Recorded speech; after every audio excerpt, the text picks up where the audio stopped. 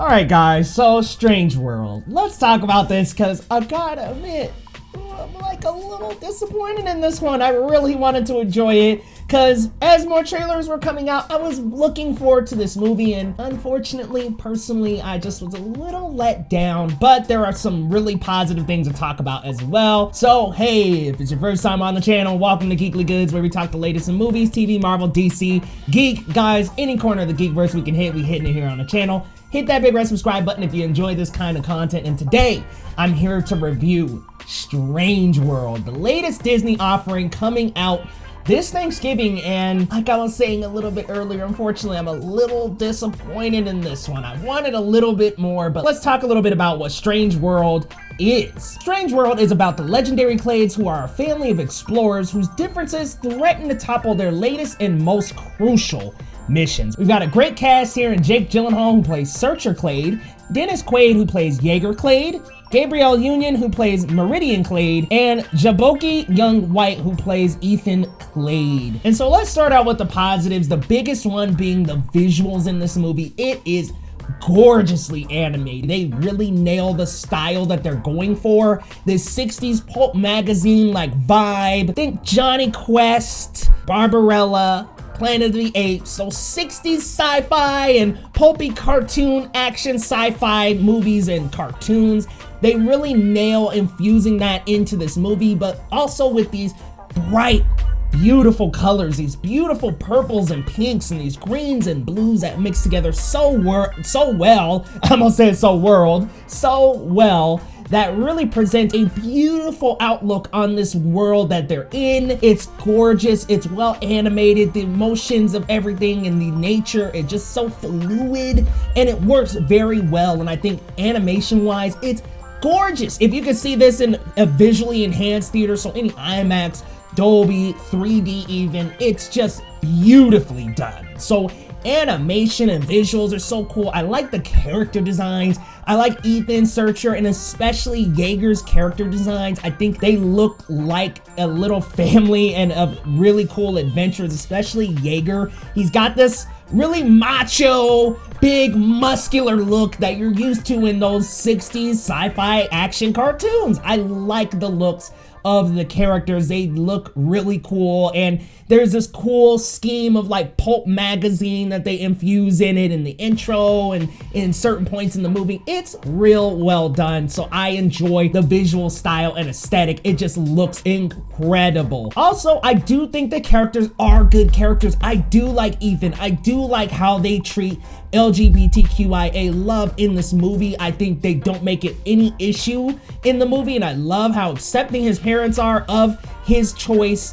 I love that. I love how supportive they are. There's no tension. It causes no rifts, no problems. We need this to be more normal, so I love that. And of course, the first mixed main character as well. So I love this character of Ethan. I think he's got so much potential and is so courageous throughout the movie and is open to exploration. I really enjoy that character. I really even like Searcher and Jaeger and even Meridian. These characters are so cool. I do like the characters. I do like the visuals, and after thinking about it a little bit, the score is pretty cool too. Again, it reminds you of that era of movies. Voice acting is well done. Jake Gyllenhaal does a great job as Searcher Clade, and I love Gabrielle Union and the actor who plays Ethan Clade. They're so good. Dennis, though, he does steal the show as Jaeger Clade a lot, and I really enjoy that character. I wish we got a little bit more, so let me cross over into the things that don't quite work for this film, and unfortunately, it just feels like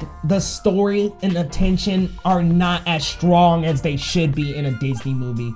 You know, there are conflicts in Disney movies that have to be resolved, and you feel that conflict. In The Lion King, it's Scar takes away Simba's right to the throne. He has to go back and fight for the throne and really embrace his responsibilities. In Encanto, the family looks perfect and seems perfect, but everybody's got all this pressure underneath that's boiling. There are these conflicts and tension and problems that happen in Disney movies, and here I feel like the tension and the conflict are a little avoided.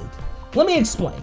I feel like the conflicts are resolved so easily without much tension to really give us through them. So the conflict of Searcher and Yeager. Searcher doesn't want to be like Yeager Clade, and so that causes a rift in their relationship, and I don't really get enough of that in the movie. I don't get too many scenes of them really discussing that in the film, and I just think that that tension of differences, especially because it also manifests in Ethan. Ethan doesn't necessarily want to be a farmer like his dad, so you have these conflicts that just don't get tense enough. These are conflicts that just feel kind of like, oh, well, you know, that happened a few years ago. We can brush it under the rug and keep on going, and that's fine, but I need a really clear path to get there. And so I just think the conflicts just weren't strong enough.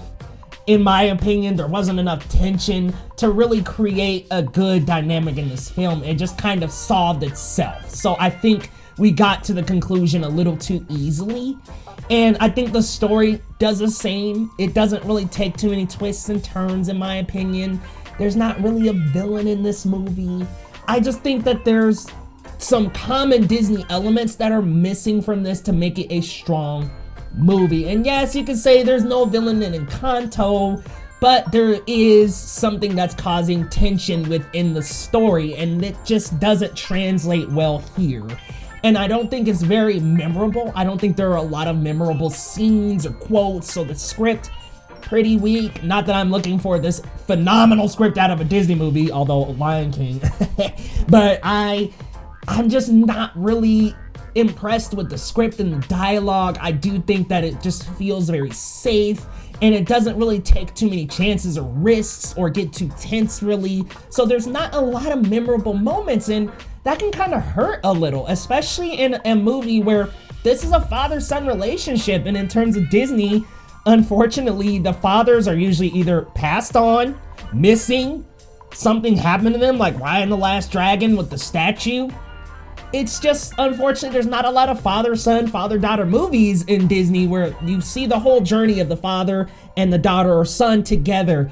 The last one I can really think of is a Goofy movie where it was just like the full movie is a father-son trip. So I wanted a little bit more of that energy here, a little more of that tension. You know, Max and Goofy, Max is so different. He's a teenager. He doesn't want to be on the road trip with his dad. Show me some of that tension, and I think we could have gotten a little bit better here.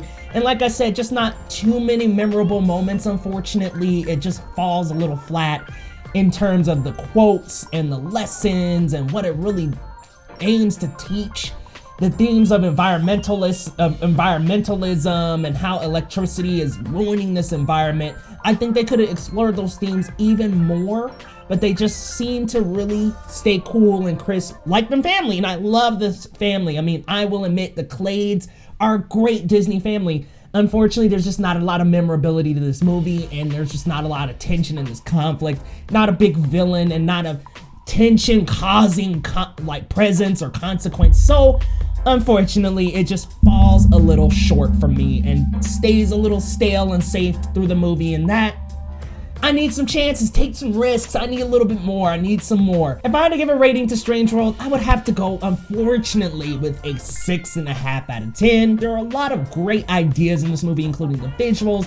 I do really enjoy the Clade family. I like the voice acting, the music's cool, but unfortunately, it just really falls flat on those story elements, on the conflict, on the storytelling. And these themes are big ones of environmentalism and what electricity is doing to our environment and to the nature and to animals, and they just don't expand enough on that theme. So because of that, unfortunately, it falls a little bit flat down to that 7, 6.5 type level, C minus type of grading, unfortunately. So y'all, let me know your thoughts down in the comments. Disney has not really been marketing Strange World, so some people may not even know that there's a new Disney movie out if you're not really into the Disney beat like some of us are here.